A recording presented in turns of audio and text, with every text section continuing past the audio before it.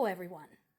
It appears that the war in Ukraine, which right now is the end-all be-all of Russia's military strategy, is not going as planned for Russia's President Vladimir Putin, or should I say Tsar. Anyway, he did another shakeup in his Ministry of Defense, appointing a family member. What could possibly go wrong? I want to point to this particular fact. People who keep saying Ukraine is toast. And while we're talking about this, by the way, when I delete your comments or when I disable comments on my videos about Ukraine, it's not because I'm not interested in having a real discussion, as somebody had accused me. I tried having discussions with you. I did. I tried explaining to you the timeline of events. But you just kept spewing Russian propaganda at me. Also, do you have any fucking clue the trauma I am dealing with on a daily basis when I wake up and I don't know whether my parents are dead or alive? Daily, hourly, and I have to function. I have to do my job. I have to take care of my house and my family. And you showing up there and saying that Ukrainian people should stop resisting because the more they resist, the more of their population will be exterminated.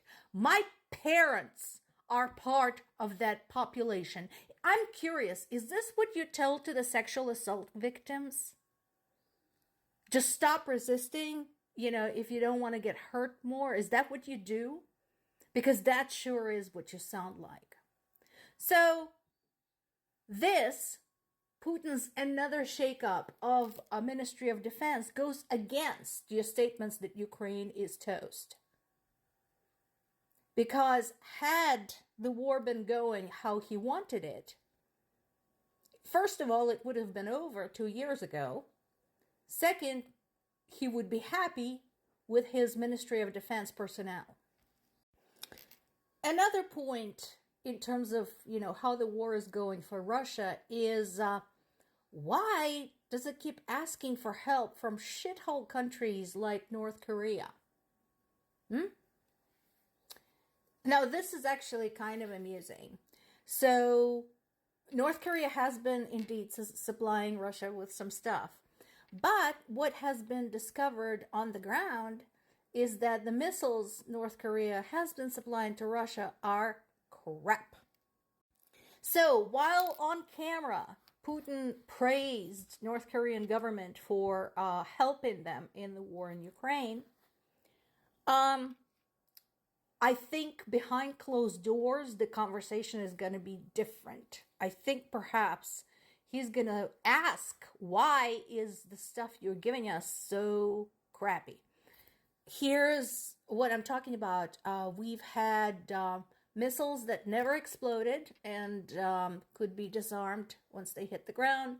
We had missiles that exploded too soon.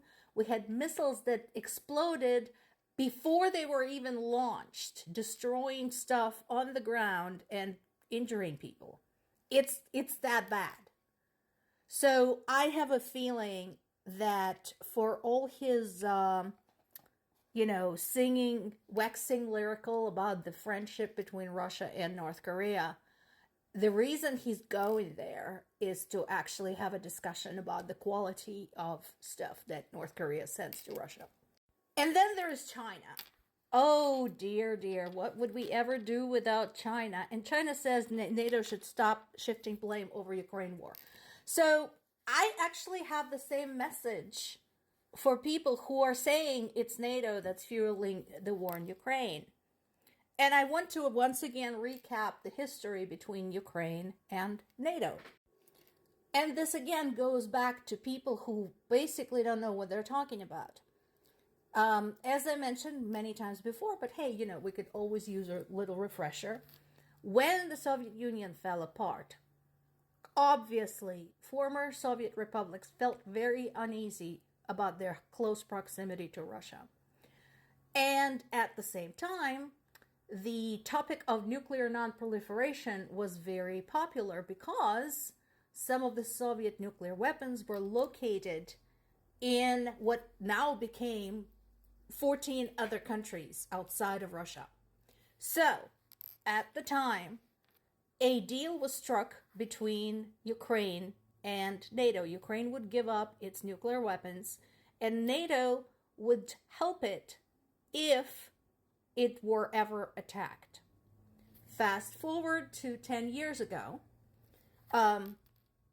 actually almost 11 years now, in the fall of 2013, Ukraine was working on rewriting its trade deal, expanding its trade deal with European Union.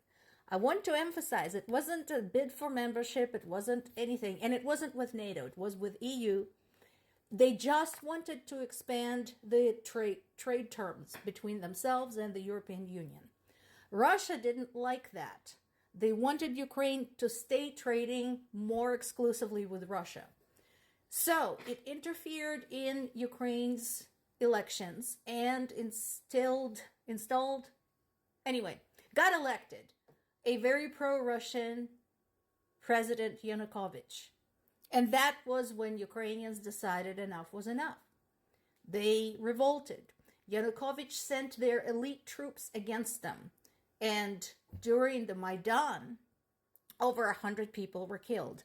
Now, if this was all being orchestrated by NATO, don't you think NATO would have kind of maybe helped out? Instead of leaving people to freeze out there and to be basically sitting ducks in the sights of Yanukovych's elite Berkut exterminators. Fake. And then we know Yanukovych was overthrown. Russia annexed Crimea.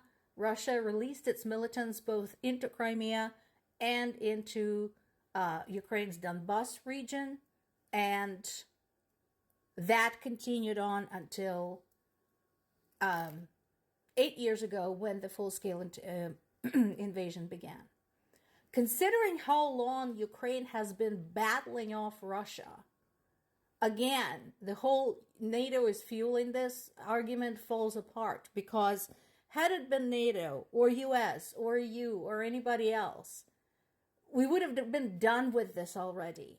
Russia would have been defeated. The full-scale invasion would have never happened. As it is, we're only just starting a serious conversation about China's support for Russia. I'm glad the conversation is taking place, but it is a little bit too little too late.